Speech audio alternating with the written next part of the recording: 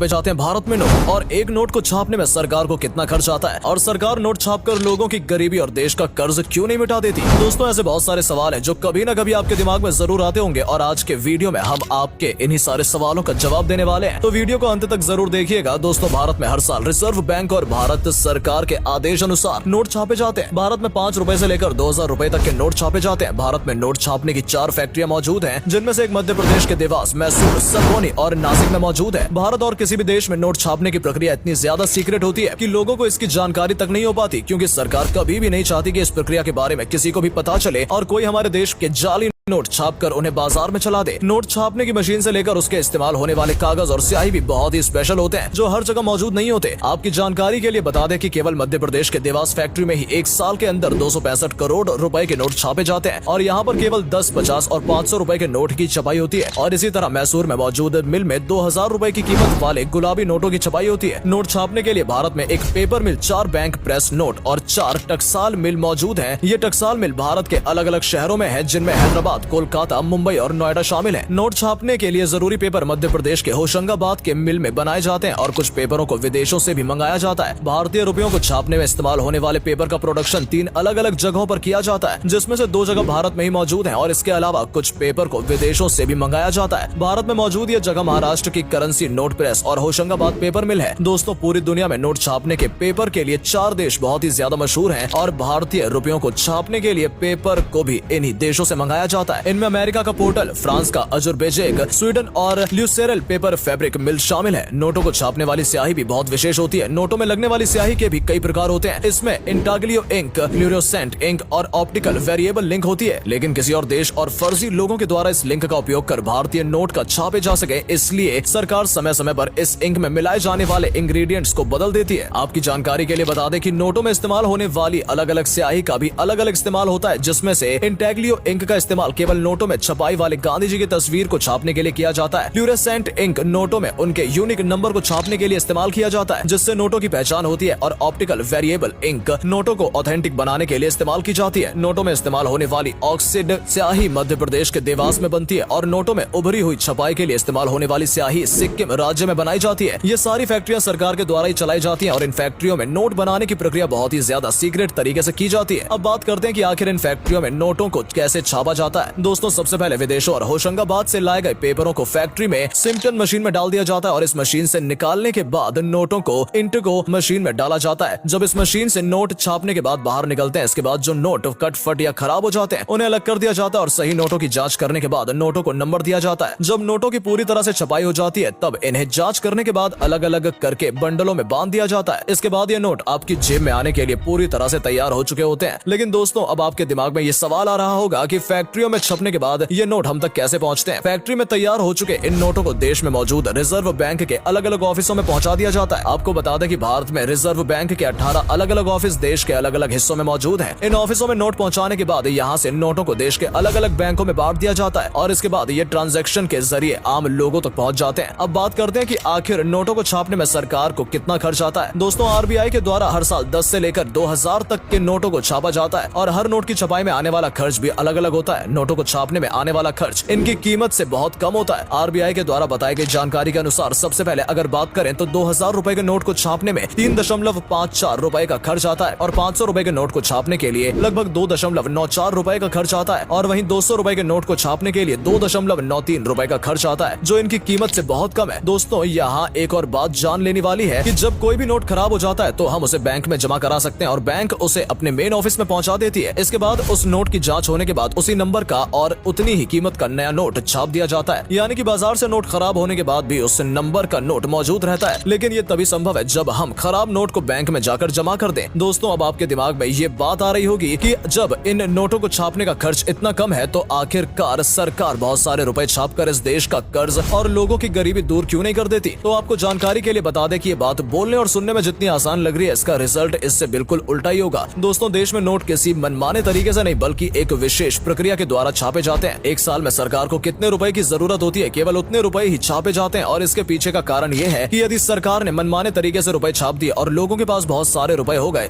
तो बाजार में बिकने वाली हर चीज के दाम कई गुना बढ़ जाएंगे, क्योंकि लोगों के खरीदने की क्षमता बहुत ही ज्यादा बढ़ जाएगी और बाजार में चीजें उतनी ही मात्रा में उपलब्ध होंगी जितनी मात्रा में पहले मौजूद थी। और वही गरीबी दूर होने की बजाय और भी ज्यादा बढ़ जाएगी, क्योंकि रुपए की कीमत गिरने के कारण महंगाई आसमान तक पहुंच जाएगी। दोस्तों, ये थी हमारे देश में नोट छपने से लेकर बाजार में पहुंचने तक की पूरी प्रक्रिया। वीडियो पसंद आया हो तो इसे लाइक करके अपने